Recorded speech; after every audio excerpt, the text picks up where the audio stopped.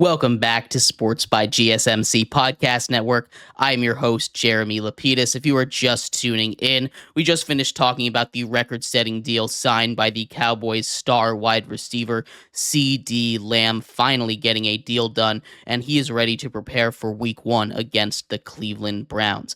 In this segment here, we're going to transition over to college football yet again, as we officially had our first real action of the year. Now we'll have no more weekends without football until February when the Super Bowl is over. I'm so excited. Week 0 is in the books. I cannot wait to talk about everything that happened with you guys. But before we get into it, remember, if you would like to be an even bigger part of the show than you already are, all you need to do is go to GSMCPodcast.net, or if you are on YouTube, you can use that super chat feature. If you do either of those two things, a message should pop up on the bottom of the screen for you, me, and everybody else around the world to see. If you do have a burning question about sports, anything at all that you would like to ask, go ahead and throw that in the comments. Throw it in the chat. I will get to it as soon as I possibly can. I appreciate everything you guys have to say. I appreciate you guys tuning in, sticking around, talking some sports with me here on a beautiful Monday afternoon.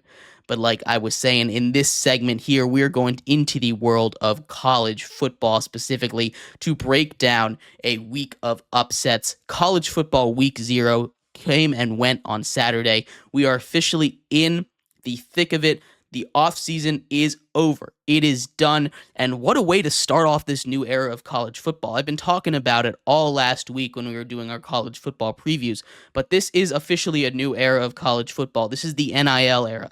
This is the Power 4 era, not the Power 5 era.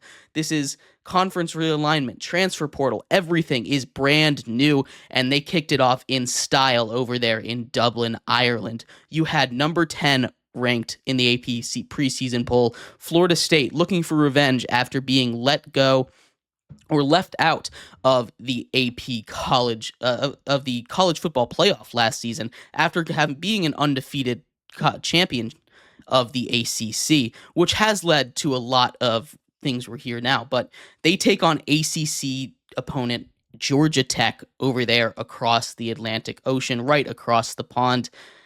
And it is not the way that they wanted to. Things started out great, right? First drive down the field. They just march down the field. The run game is working. They score about a 30-yard touchdown on the ground. They got a little bit of pass. They got a little bit through the air through DJ Uiagalelei, who's on his third school now after flaming out in Clemson and transferring out of Oregon State. Landing in Florida State, which is a really good spot for him, and he has all the physical tools to be a great quarterback, but we'll get back to him in a little bit. They score, and then they go for 2, which is a shocking opening to the game, right?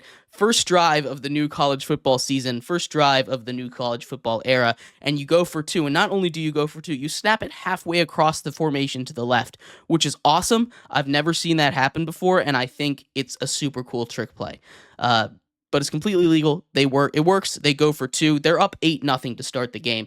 Georgia Tech is there to answer, though. And before I get into the flaws of Florida State, as they lost this game on a walk-off, the number 10 goes down immediately. Again, a week of upsets. None of the favorites won against the spread if you're into betting. It was a crazy week. But Georgia Tech goes down the field, and again, this is the theme of the game. Their run game was able to take them down the field. In the first half, they threw the ball 5 times. That's it. Now, this is a Georgia Tech team that is built to eat clock. And if you let them beat you in the trenches, like Florida State let them beat them in the trenches, it is not going to end well. Georgia Tech has 3 drives that lasted 6.5 minutes or more. Most importantly, the last drive of the game ending up on a game-winning walk-off field goal. That's not the way you want to go. And Georgia Tech is a strong rushing team. That's what they are. That's what their identity is. You win in the trenches. That offensive line got a lot of push. The defensive line got a lot of push. I was very, very impressed by their defense, especially against a high-powered offense like Florida State. I don't want to give Florida State too much flack, and I think the main reason that they lost this game was coaching. I hated the way that the coaching worked, which is not a good sign for the rest of the season. We'll just put it bluntly there, right? The clock management, that can get better. I hated the way that they managed the clock down the stretch of that game. That is not the way to do it. They didn't use their timeouts correctly. They let the clock go way too low so that even if they did kick a field goal, they had literally no time on the clock. If they had used the timeouts correctly, they could have gotten the ball back with about 30 seconds left and tried to engineer a drive down the field, at least gotten the ball back in the hands of the quarterback that had just tied up the game on a clutch drive. The play calling on that drive where they ended up tying up the game was also puzzling, head scratching, right? They had to go for it on fourth down about 3 times, and I understand they understood that Georgia Tech was chewing the clock. So you would think that, hey, we're going to try to go a little faster, because at that point they had 2 7+ minute drives. Maybe they wanted to go a little faster. There was no sense of urgency, and, they had the ball for the first half of the quarter. You think maybe the defense come out and make a stand, but the offensive play selection on that drive was atrocious. There were multiple times on second and long, third and long especially was maybe the worst play call. They had a third and long and they ran the ball. It was 3rd and 9. They ran the ball. It was a 1-yard gain. They had 4th and 8, and this was inside the red zone. This was a ridiculous play call. You throw the ball at this point. You don't need to get fancy.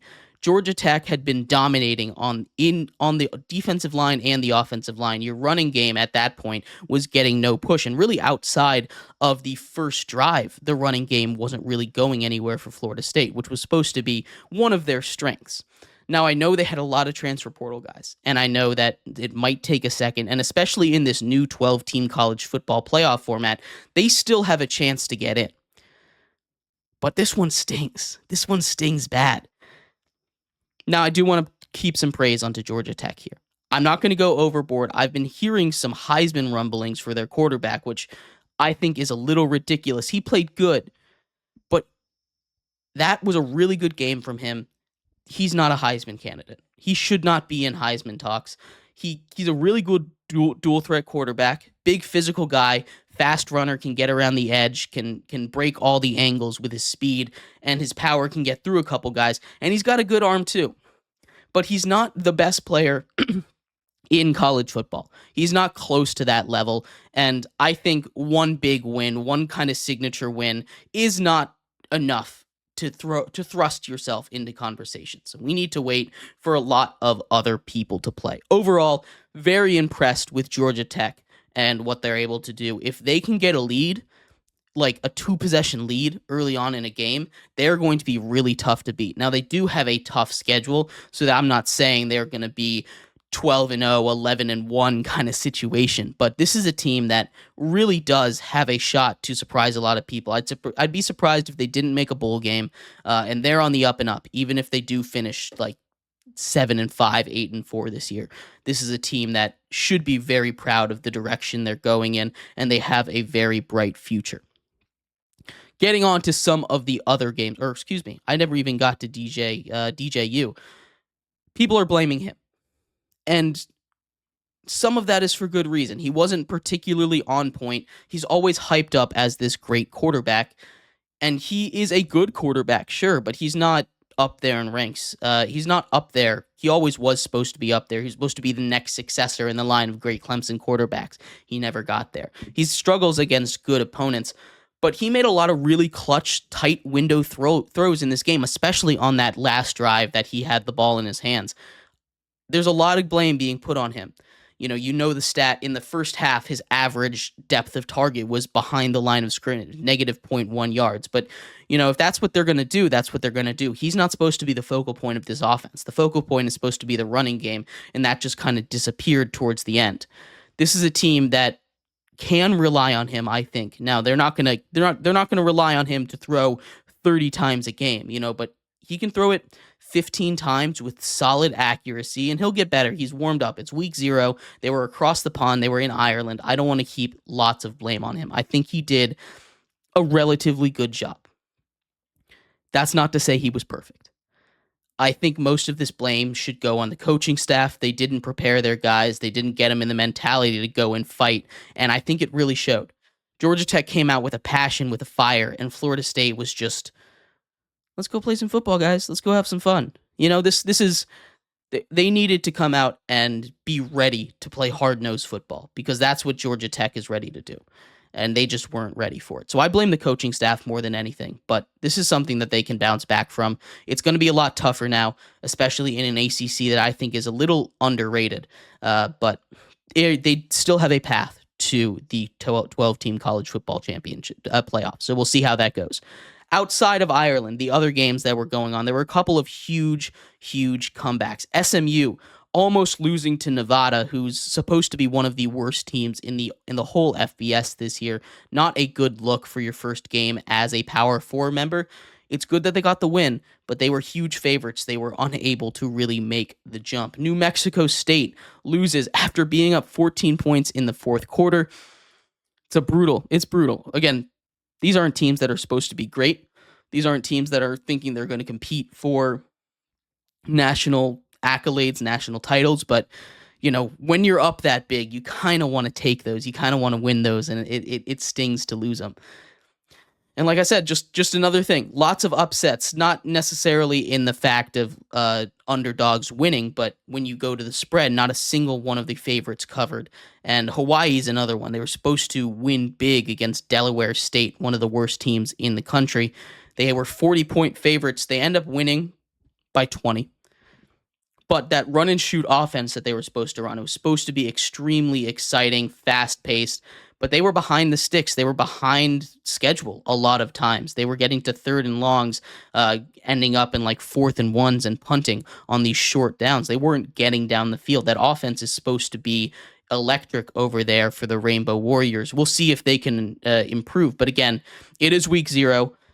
I'm just excited that football is back. We'll do a bunch of predictions for a bunch of big games in week 1 coming up later on this week. So pay attention and keep your ears and eyes open for that. But I'm just excited that football is back. We're going to take a quick break here, but when we come back, we are going to transition into a little more college talk, not just football. There's conversation around UConn, the twice defending college basketball national champions, moving to the Big 12. We'll talk about what that means for the Big 12, for UConn specifically, and how that move might work. So stick around for that. We'll be right back here on Sports by GSMC Podcast Network.